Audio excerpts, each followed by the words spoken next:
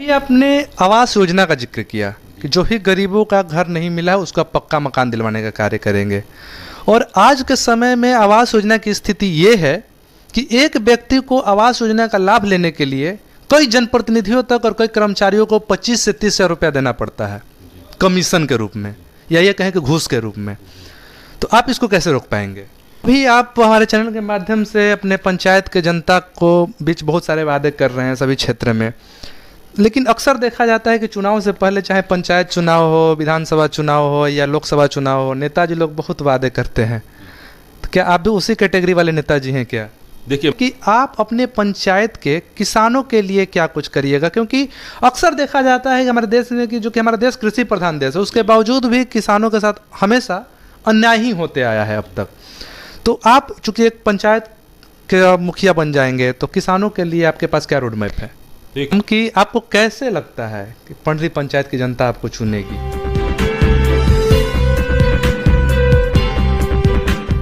नमस्कार, मेरा नाम है सत्यम पटेल और आप देख रहे हैं मीडिया दर्शन। जैसा कि आप सभी को पता होगा कि बिहार में त्रिस्तरीय पंचायत चुनाव का आगाज हो चुका है और आज ही से पहले चरण का, आज 2 सितंबर है जब हम इंटरव्यू करने जा रहे हैं, और आज से ही नॉमिनेशन जो है प्रारंभ हो चुका है कई प्रखंडों में। तो इस हम वीडियो में बात करने वाले हैं हमारे शिवसागर प्रखंड के, जो कि रोहतास जिला के हैं, शिवसागर प्रखंड के पड़री पंचायत से मुखिया के प्रत्याशी हैं ओम प्रकाश चौरसिया जी। साथ साथ इनके बारे में हम थोड़ा सा और बताना चाहेंगे कि सासाराम का, या कहें कि रोहतास जिला का सबसे पुराना CBSE स्कूल बाल विकास विद्यालय के चेयरमैन हैं और साथ साथ सर होटल जेड डिलक्स के मालिक भी हैं। तो इन्हीं से हम बातचीत करेंगे और जानेंगे कि आखिर ये मुखिया का चुनाव क्यों लड़ रहे हैं। उससे पहले सर आपको बहुत बहुत धन्यवाद कि आपने हमारे लिए समय निकाला। धन्यवाद आपका भी। सर मेरा पहला सवाल आपसे, और सिंपल सवाल यही रहेगा कि आप शिक्षा से भी जुड़े हुए हैं, बिजनेस से भी जुड़े हुए हैं, उसके बावजूद भी एक पंचायती चुनाव लड़ने का विचार, ख्याल आपके मन में कैसे आया? देखिए, शहरों का तो विकास हुआ है। शहर में आप देख ही रहे हैं, विधायक भी यहाँ रहते हैं, नगर पालिका के चेयरमैन भी रहते हैं, MLC भी रहते हैं, तो इसका विकास तो हुआ है। बट आप देखेंगे गाँवों का विकास जिस हिसाब से चाहिए उस रेशियो से गांव का विकास नहीं हुआ। और मैं शिवसागर ब्लॉक के पनड़ी पंचायत से बिलोंग करता हूं। तो हमारे पास कुछ लोग आए चुनाव से 2-3 महीना पहले और कहे कि हमारे पंचायत का विकास करना है और आप एक विकास मॉडल हैं, ज़िला में हम लोग आपको जानते हैं, तो हमारे पंचायत से आप मुखिया का चुनाव लड़िए। उसके बाद उन लोगों ने मुझे बुलाया और गांव में 500 लोग इकट्ठा हुए और सब लोगों का विश्वास मेरे ऊपर आया कि नहीं, आपको चुनाव लड़ना है। उनके कहने पे मैं यह कदम उठाया और चुनाव लड़ने जा रहा हूं। मेरा ध्येय सिर्फ मुखिया का चुनाव लड़ना, मुखिया बनना नहीं है, इसके माध्यम से पंचायत का विकास करना, लोगों को आगे बढ़ाना, सरकार की जो योजनाएं हैं उनको इम्प्लीमेंट कराना भी मेरा ध्येय है। न कि मैं सिर्फ मुखिया का चुनाव लड़ करके, जीत करके और लेबल ले करके और लोगों को धोखा दूं, यह मेरा इंटेंशन नहीं है। अभी आपने बताया कि सरकार की योजनाओं को इम्प्लीमेंटेशन कराएंगे आप, और जैसा कि आपको पता है, शायद नहीं भी है तो मैं बता देता हूं कि अभी 7 निश्चय योजना जो था बिहार के माननीय मुख्यमंत्री नीतीश कुमार का एक महत्वाकांक्षी योजना था, और उसमें नल जल योजना भी एक शामिल था। देखा जाए तो पूरे बिहार के लगभग सभी पंचायतों में नल जल योजना बुरी तरह से फेल रहा। तो अगर आपको पड़री पंचायत की जनता मुखिया बनाती है तो इस नल जल योजना जो फेल रहा तो उसको आप किस प्रकार से सफल बनाएंगे और क्या स्टेप्स लेंगे ताकि नल जल योजना जो सरकार का है इसको जनता का लाभ सीधा मिल सके? देखिए, मैं तो यह नहीं मानता हूं कि नल जल योजना सरकार की जो प्रोग्राम है यह कंप्लीट फेल है। फेल नहीं है, इसमें कुछ घपले हुए हैं, कुछ करप्शंस हुए हैं। जो हुए हैं उनको मैं आगे ठीक करने की कोशिश करूंगा। वो हमारे पीरियड में करप्शन नहीं हो, हमारे पीरियड में नल जल योजना की जो प्रीवियस जो काम हुए उसको मैं पटरी पर ले आऊँ और हमारे रीजन में जो प्रोग्राम आवे उसको मैं फलीभूति 100% उसको इम्प्लीमेंट करके सरकार के इस नियम को, सरकार की इस योजना को मैं सफल बनाऊँ। अच्छा, तो आगे हम आपसे ये जानना चाहेंगे कि आपको अगर पड़री पंचायत की जनता मुखिया बना देती है चुन के अपना वोट करके, तो आप अगर मुखिया बन जाएंगे तो पड़री पंचायत के लोगों के लिए क्या कुछ अलग करिएगा जो आज तक किसी जनप्रतिनिधि ने नहीं किया हो? सबसे पहले, जिन जनप्रतिनिधि ने 5 साल में अपने दायित्व का निर्वहन नहीं किया, जिस तरह से राशन कार्ड, उसके बाद जो है आवास योजना, वृद्धा पेंशन योजना, जिनका यह काम अधूरा है, सबसे पहले मैं उस अधूरे कामों को पूर्ण करने का काम करूंगा। उसके बाद आवास योजना, जिन गरीब बंधुओं को आवास योजना का लाभ नहीं मिला है, मैं अपने ब्लॉक से जो फाइनल अथॉरिटी है उनसे बात करके उनको आवास योजना में पक्का मकान दिलाने का काम करूंगा।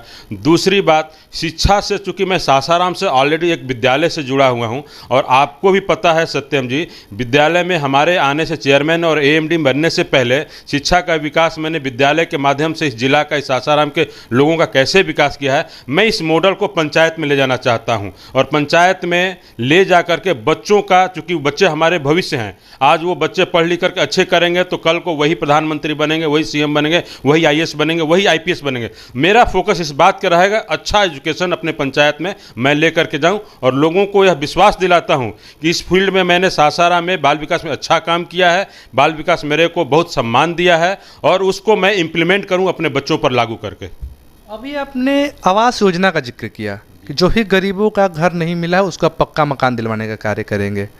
और आज के समय में आवास योजना की स्थिति ये है कि एक व्यक्ति को आवास योजना का लाभ लेने के लिए कई जनप्रतिनिधियों तक और कई कर्मचारियों को 25 से 30 हज़ार रुपया देना पड़ता है कमीशन के रूप में, या ये कहें कि घूस के रूप में। तो आप इसको कैसे रोक पाएंगे? देखिए, सिस्टम क्या बना है मैं तो अभी प्रतिनिधित्व कर नहीं रहा हूँ, इसलिए मुझे इसकी पूरी आइडिया नहीं है, लेकिन मैं कोशिश करूँगा कि आवास योजना में कहीं घपला न हो, किसी गरीब को, कहीं किसी को 15,000 या 20,000 का जो एलिगेशन लगता है वो न लगे, और मैं कोशिश करूँगा कि यह पैसा हमारे गरीब के पॉकेट से न निकले, बिना पैसे के उनको यह योजना का लाभ मिले। अच्छा, अगला सवाल मेरा आपसे ये रहेगा और हम आपसे ये जानना चाहेंगे कि आप अपने पंचायत के किसानों के लिए क्या कुछ करिएगा, क्योंकि अक्सर देखा जाता है कि हमारे देश में, कि जो कि हमारा देश कृषि प्रधान देश है, उसके बावजूद भी किसानों के साथ हमेशा अन्याय ही होते आया है अब तक। तो आप चूँकि एक पंचायत के मुखिया बन जाएंगे तो किसानों के लिए आपके पास क्या रोड मैप है? तो कृषि आय को बढ़ाने के लिए, किसानों के लिए सबसे पहला काम तो हम पशुपालन और मछली पालन को बढ़ावा दूंगा। पशुपालन में सरकार के तरफ से सब्सिडी मिल रहा है 50%, इस सब्सिडी को मैं किसानों तक पहुंचाने का काम करूंगा। मछली पालन के लिए जिनका जो लैंड है, जो ज़मीन है, हम कोशिश करेंगे सरकार की तरफ से उसमें जो योजनाएं हैं उसको गड्ढा खोदने का, खुदवा करके उन्हीं को हैंड ओवर करूंगा और इसका वह व्यवसाय करे और इस व्यवसाय से वो अर्न करे।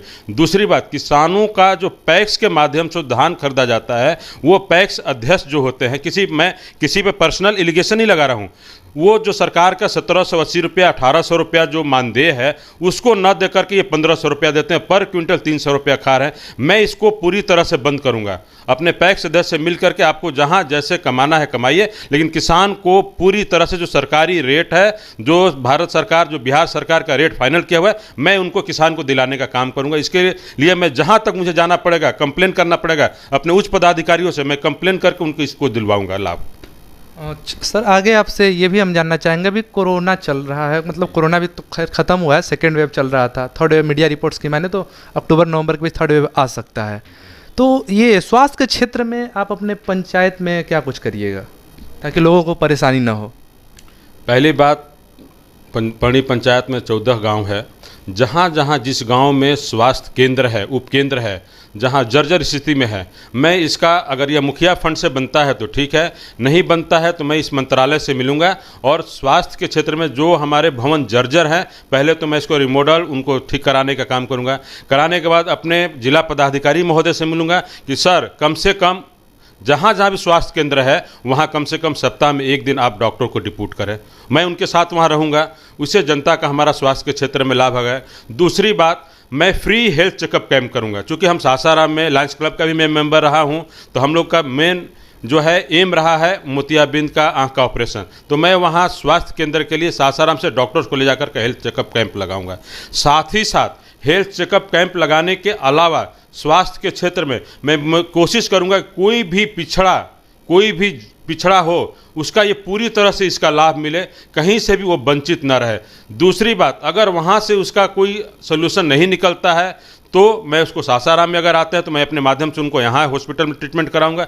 दूसरी बात, हमारा जो मेन एम है, एक अपने फंड से अगर मैं जीत हासिल कर लिया तो मुखिया फंड से एक एम्बुलेंस खरीद करके और पंचायत को डिप्यूट कर दूंगा और फ्री ऑफ कॉस्ट में आप डीजल भराइए और उस गाड़ी से आपको पटना जाना अच्छे ट्रीटमेंट के लिए जाइए, बनारस जाना हो अपने ट्रीटमेंट के लिए जाइए। हमारा हेल्प जो है इस माध्यम से, एम्बुलेंस के माध्यम से मैं करना चाहता हूँ। अभी आप हमारे चैनल के माध्यम से अपने पंचायत के जनता को बीच बहुत सारे वादे कर रहे हैं सभी क्षेत्र में, लेकिन अक्सर देखा जाता है कि चुनाव से पहले चाहे पंचायत चुनाव हो, विधानसभा चुनाव हो या लोकसभा चुनाव हो, नेताजी लोग बहुत वादे करते हैं। तो क्या आप भी उसी कैटेगरी वाले नेताजी हैं क्या? देखिए, मैं प्रोफेशनल नेता नहीं हूँ, मैं एक सामाजिक कार्यकर्ता हूँ। और आप देखिए, मैं बहुत संस्थाओं से जुड़ा हुआ, जैसे कि चैम्बर ऑफ कॉमर्स, बाल विकास विद्यालय। मैं अपने चनौरसिया समाज का राष्ट्रीय महासचिव भी हूँ। आप देख लीजिए, तो मेरा हॉबी नेतागिरी नहीं है, मेरा हॉबी समाज सेवा है। तो मुझे जब यह मौका मिलेगा तो मेरे अंदर नेता का तो कोई गुण नहीं है, मैं समाज के स्तर पे जाकर के पंचायत का सेवा करना चाहता हूँ। इसलिए नेतागिरी का तो कोई मतलब ही नहीं बनता है। और मैं विश्वास दिलाता हूँ कि मुझे मौका मिलेगा तो मैं नेतागिरी को छोड़ करके मैं समाज सेवा के माध्यम से अपने पंचायत का विकास करूँगा। ये मेरा एकदम कंप्लीट यह ध्येय है। दूसरी बात, कोरोना के विषय में मैं आपको बताना चाहता हूं कि आज से 3 महीना पहले जिला पदाधिकारी महोदय नए आए, जिला में उन्होंने मीटिंग किया, समाजसेवियों के साथ मीटिंग किया, मीटिंग के साथ मैं अटेंड किया। अटेंड करने के बाद कोरोना मुक्त जिला का उन्होंने संकल्प लिया। मैं जाकर तुरंत फ़ौरन दूसरे दिन अपने वीडियो रोहित मिश्रा जी से मिला, बोला कि साहब ये हमारे 14 गाँव का जो है लिस्ट है, आप 14 गाँव को कोरोना मुक्त मैं करना चाहता हूँ, आप हर गाँव में मुझे वैक्सीन अवेलेबल कराइए, मैं लोगों के साथ मिलकर करूँगा। और आज 14 गाँव में लगभग 10 या 11 गांव में वैक्सीनेशन का काम पूरा हो गया। मैं 1500 से 2000 लोगों को वैक्सीनेशन करा चुका हूं। बट प्रशासन के माध्यम से मैं वहां कोऑर्डिनेटर के काम करता हूं और आने वाले दिनों में मुझे पूर्ण विश्वास है कि हमारा पंचायत ब्लॉक या जिला में पहला ऐसा पंचायत होगा जो पूरी रूप से कोरोना मुक्त पंचायत होगा। आगे आपसे ये जानना चाहेंगे हम कि आपको कैसे लगता है कि पंडरी पंचायत की जनता आपको चुनेगी? पीछे मैं देख रहा हूं कि मुखिया चुनाव में जो लोग आते हैं वो कोई जात बेसिस पे लड़ना चाहता है कि मेरा जात का 2000 वोट है, मेरे जात का 1500 वोट है, कोई राजमिस्त्री है, कोई कुछ है, कोई कुछ है, कोई टेक्नीशियन है। आप ये बताइए कि ये लोग कैसे विकास कर पाएंगे? जो जात का वोट गिनते हैं तो विकास कैसे होगा? हमारे जात का तो वहाँ 100 वोट भी नहीं है, चौरसिया समाज का। लेकिन फिर भी मैं हिम्मत कर रहा हूँ, इसलिए हिम्मत कर रहा हूँ कि मैं एक पढ़ा लिखा आदमी हूँ, एक सामाजिक आदमी हूँ। मैं एक डेवलपमेंट का रोड मैप मैंने तैयार किया है। इस ग्राउंड पर मुझे पूर्ण विश्वास है कि पंचायत के लोग मुझे अपने साथ पंचायत का डेवलपमेंट करने का एक मौका जरूर प्रदान करेंगे, ये मेरा पूर्ण विश्वास है। और पंचायत के लोग लगातार मेरे से संपर्क में है कि सर आप आइए, सर आप आइए। मेरा जात पात से ऊपर उठ करके मैं किसी भी जाति का, हर जात के लोग मुझे फ़ोन कर रहे हैं कि आप आइए, मुझे आप चुनाव नहीं जीतेंगे, आप जो है तू ठंड मेरे से चुनाव जीत करके यहाँ से जाएंगे। हम लोग सिर्फ आपको मुखिया नहीं चुना रहे हैं, हम लोग अपने विकास मॉडल को, पंचायत को आपके माध्यम से हम देख रहे हैं। अच्छा, मतलब वहाँ की जनता ही आपको बुला रही है चुनाव लड़ने के लिए। जाते जाते आखिरी सवाल हमारा आपसे ये रहेगा कि आप हमारे इस मीडिया दर्शन चैनल के माध्यम से लोगों को क्या संदेश देना चाहेंगे, हमारे दर्शकों को क्या संदेश देना चाहेंगे? देखिए, दर्शन मीडिया के माध्यम से हमारा यह कहना है कि मैं तो यूट्यूब पे, फेसबुक पर देख रहा हूँ जिस तरह से आप छाए हुए हैं, जिस तरह से राजनीतिज्ञों का आप इंटरव्यू ले रहे हैं, जिस तरह से जिलाधिकारी महोदय का और आपके हमारे एसपी महोदय का, एसडीओ का, जहाँ तक आप देख रहे हैं, हम देख रहे हैं कि आप सबका इंटरव्यू ले रहे हैं और इसको आप फेसबुक के माध्यम से, यूट्यूब के माध्यम से, ये एक जागरूकता है, हम इसे सीख ले रहे हैं। और वो सीख लेकर के मैंने आपको फ़ोन किया कि मैं भी अपने पंचायत के लिए कुछ करना चाहता हूँ। और आपके यह जो प्रोग्राम है, जो आप मेरा इंटरव्यू ले रहे हैं, ये लोगों को दिखाएंगे और लोग इससे प्रेरित होंगे और इससे और काम करने का स्टेमिना बढ़ता है। इसलिए मैं आपको विशेष रूप से धन्यवाद देता हूं, क्योंकि मैं तो बहुत छोटा आदमी हूं, आप बड़े बड़े लोगों का इंटरव्यू लेते हैं, आप जो है एमएलसी का लेते हैं, विधायक का लेते हैं, मंत्री का लेते हैं। तो मैं आपको विशेष रूप से धन्यवाद देता हूं कि आप ऐसे ही आगे बढ़ते रहें, जिससे जिले का, आपके इस कदम से जिले का विकास भी जो है बहुत आगे बढ़ रहा है। इसी के साथ मैं आपको सत्यम जी बहुत बहुत बधाई और धन्यवाद देता हूँ कि आप ऐसे ही आगे बढ़ते रहें। तो अभी आप सुन रहे थे पंडरी पंचायत के भावी मुखिया प्रत्याशी ओम प्रकाश चौरसिया जी को। इन्होंने स्पष्ट तौर पर बताया कि अगर पंडरी की जनता इनको मुखिया बनाती हो तो किन किन सेक्टर में काम करेंगे। किसानों के लिए इनके पास क्या रोड मैप था, साथ साथ गरीबों के लिए जिनको आवास योजना का लाभ नहीं मिल पाता उनको पक्का मकान दिलवाने का कार्य करेंगे, जिनका राशन कार्ड नहीं है उनको राशन कार्ड बनवाएंगे, और साथ साथ नल जल योजना समेत जिसमें भी फेल होता है उसको रोकने का काम करेंगे। और भी तमाम प्रकार की इन्होंने बातें कही। तो ऐसे ही खबरों के लिए बने रहे मीडिया दर्शन के साथ। धन्यवाद।